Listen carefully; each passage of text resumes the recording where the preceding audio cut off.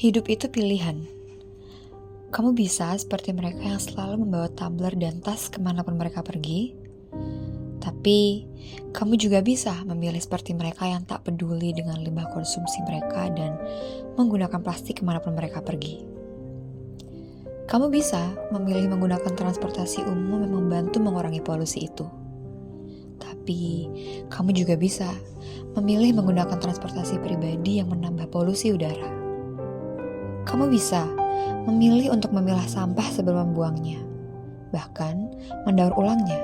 Tapi, kamu juga bisa memilih untuk membuangnya asal-asalan, tidak peduli bahwa sampahmu ternyata berbahaya bagi lingkungan di sekitarmu.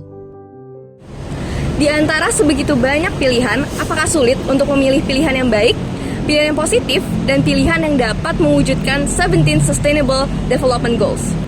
Maka, untuk setiap pilihan yang kalian pilih, harus ingat bahwa masyarakat dunia memiliki misi untuk mewujudkan tujuan global untuk pembangunan yang berkelanjutan.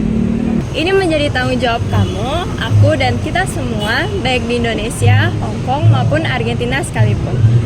Saatnya kita berani untuk tunjukkan rasa tanggung jawab bagi bumi. Memang terlihat mustahil, terlebih karena ini program global, jadi menjadikan kita sebagai masyarakat kecil. Tapi kita sebagai grassroots bisa membawa perubahan loh. Tapi apa sih emang grassroots itu? Istilah ini dapat kita pahami sebagai sekelompok masyarakat yang bekerja sama untuk mengatasi keluhan lokal di tingkat lokal untuk membawa perubahan di tingkat lokal, regional, nasional, atau internasional. Nah, kita saat ini menjadi bagian dari grassroots. Bagaimana bisa? Karena kita merupakan masyarakat biasa yang tidak memiliki kekuasaan ataupun kewenangan istimewa sebagai pengambil keputusan. Apalagi, SDG yang menjadi misi global membuat kita sebagai rakyat biasa hanya menjadi bagian kecil dari miliaran orang di dunia ini. Walau begitu, kita bisa banget loh membawa perubahan yang positif. Salah satu sarana yang memfasilitasi grassroots untuk melakukan perubahan positif adalah Recosystem. Recosystem adalah sebuah climate tech startup yang menawarkan layanan pengelolaan dan daur ulang limbah untuk mengoptimalkan waste value chain.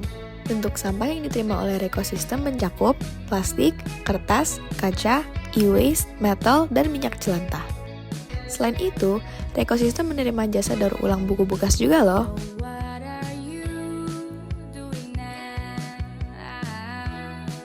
Saat ini, Recosystem sudah mampu mengelola 10 juta kilogram sampah loh.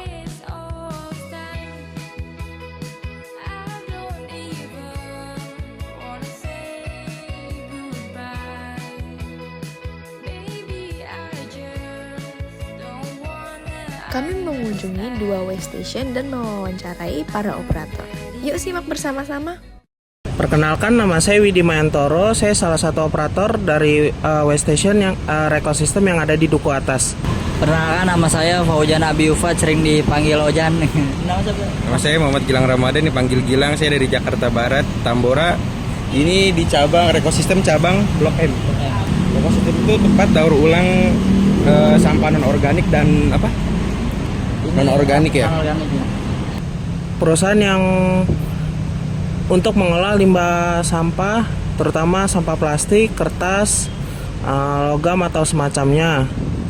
Akan dipilah terlebih dahulu, setelah itu dipisah-pisahkan, ditempatin pakai karung, setelah itu ditimbang hasilnya, setelah itu di pick up. Biasanya di pick up itu berapa hari sekali? Setiap hari, kalau di Blok M setiap hari. Tergantung ininya sih, kayak bentuknya, misalkan kertas jadi apa gitu. Pokoknya nanti ada gudangnya di Mega Hub Bekasi sama di Jagakarsa ada.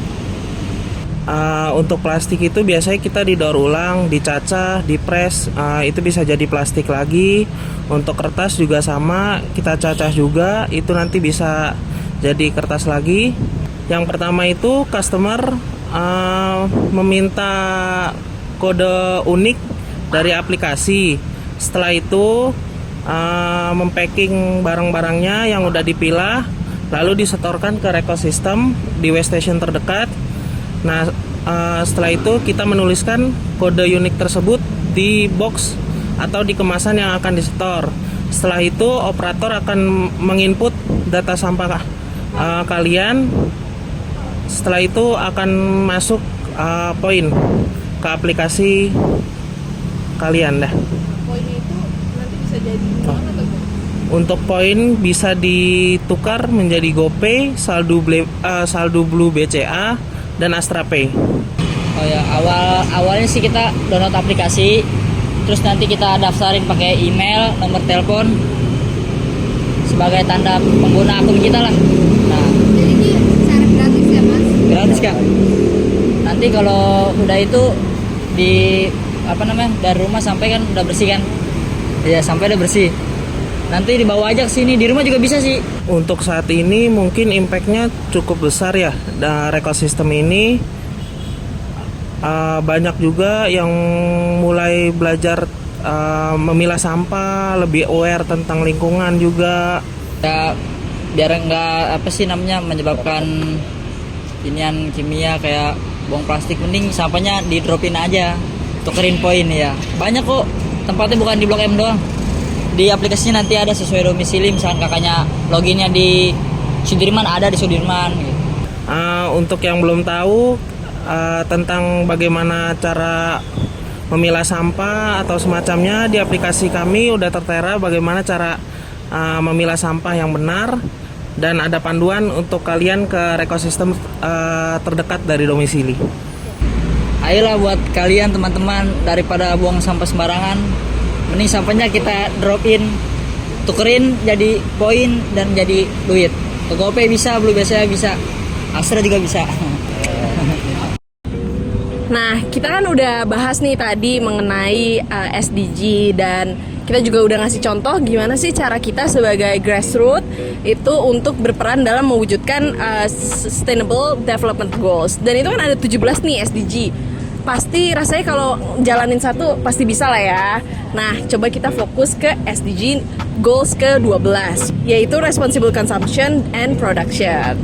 Nah, kita bahas singkat mengenai goals nomor 12 ini. Pada goals ini, kita tentunya berperan sebagai konsumen.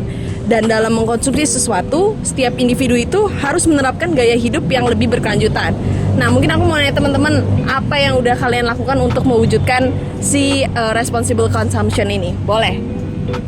Oke, kalau aku sendiri salah satunya itu yang pasti memang di dalam poin ini ya. Yang pertama itu sudah mengurangi limbah yang kita hasilkan sehari-hari. Terutama nih adalah food waste. Jadi kita sering banget nih, misalkan kita pergi ke restoran ataupun makan di rumah pun kita tuh suka lapar mata. Kita ngambil makanan lebih dari yang kita mampu untuk makan. Nah, jadi tuh agar kita lebih bijaksana dalam mengurangi food waste atau limbah kita sehari-hari adalah kita harus eating moderately atau kita makan secukupnya. Jadi makan semampu kamu aja. Misalkan kamu agak lapar nih, coba kamu ambil dikit dulu. Kalau lapar baru nambah lagi. Jangan langsung ambil banyak, terus sisanya banyak gitu. Karena nanti sampah itu sisa makanan itu akan jadi food waste, jadi terbuang gitu.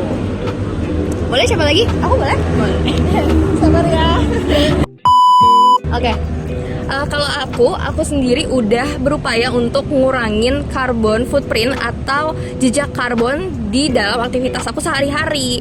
Nah, contohnya kayak apa sih carbon footprint tuh? Carbon footprint itu coba bayangin deh kalau misalnya setiap satu orang di muka bumi ini setiap harinya keluar rumah beraktivitas pakai kendaraan, motor kah, mobil kah, pasti pribadi. Iya betul, kendaraan pribadi. Pasti polusinya wah makin tebel tuh, Jakarta asapnya makin hitam. Nah, kalau aku ke kampus, aku mau jalan-jalan, itu aku lebih memilih untuk naik transportasi umum. Contohnya kayak naik Transjakarta, terus naik MRT nih, MRT dari belakang, naik LRT, seperti itu. Nah, siapa lagi nih? Aku boleh. Nah, kalau dari aku sendiri, hal yang kecil-kecil aja sih, seperti misalnya bersikap bijaksana dalam memilih apa yang kita beli dan juga kita gunakan setiap harinya. Sesimpel kayak kalau misalnya kita pergi ke coffee shop atau ke tempat makan apapun, kita bisa mulai dengan gak minta sedotan kalau misalnya mau minum, atau kalau misalnya mau sedotan pun kalau bisa yang Stainless steel ya? antara stainless steel atau yang kertas biar gampang terurai. Atau mungkin dengan juga memberi effort lebih, kita kalau misalnya mau belanja kita bawa tas sendiri supaya nggak nambah-nambahin sampah plastik di rumah kita gitu. Makasih ya sharingnya, ini beneran semoga teman-teman di sini yang nonton juga bisa perlahan mewujudkan Sustainable Development Goals ini. Nah, tapi sayangnya aku nih punya data nih mengenai SDG di Indonesia.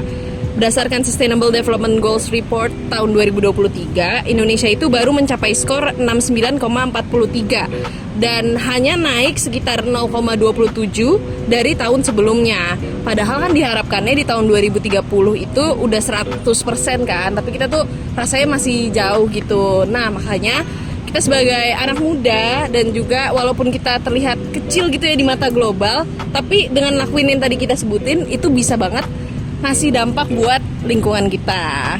So, sekarang saatnya teman-teman untuk ngelakuin kegiatan-kegiatan kecil yang berdampak bagi lingkungan. Karena change start with you. Nah, tadi kita baru aja nyetor sampah kita ke Rekosistem. Gimana pengalamannya menurut kalian, perasaan kalian juga gimana? Wah, kalau buat aku nih Vi, seru banget soalnya kan jadi pengalaman baru buat aku ya. Karena pertama kali nyetor sampah ke bank sampah. Bener, pengalaman baru dan menyenangkan. Iya, menyenangkan banget. Menyenangkan. Ya, apalagi habis kita nyetor sampah itu kita bisa dapat uang dalam bentuk e-wallet. Menurut aku salah satu seperti dapat poin atau uangnya itu bisa banget memotivasi teman-teman untuk setor sampah kalian juga. Bener. Nah, satu lagi aku mau ngerti, kan sampah-sampah itu bisa apa aja ya? Tadi kita juga sempat hitung itu bisa ngurangin clutter atau kayak kelebihan barang kayak berantakannya di rumah tuh bisa banget ternyata di store ke sana gitu. Jadi aku suka banget sih karena banyak banget barang yang kayaknya tuh numpuk banget di rumah. Betul. Dan lagi-lagi bisa dapat Uang. Nah, jadi ini benar-benar jadi solusi bagi grassroots, bagi kita semua, bagi semua kalangan untuk bisa mengambil peran dalam mewujudkan SDG.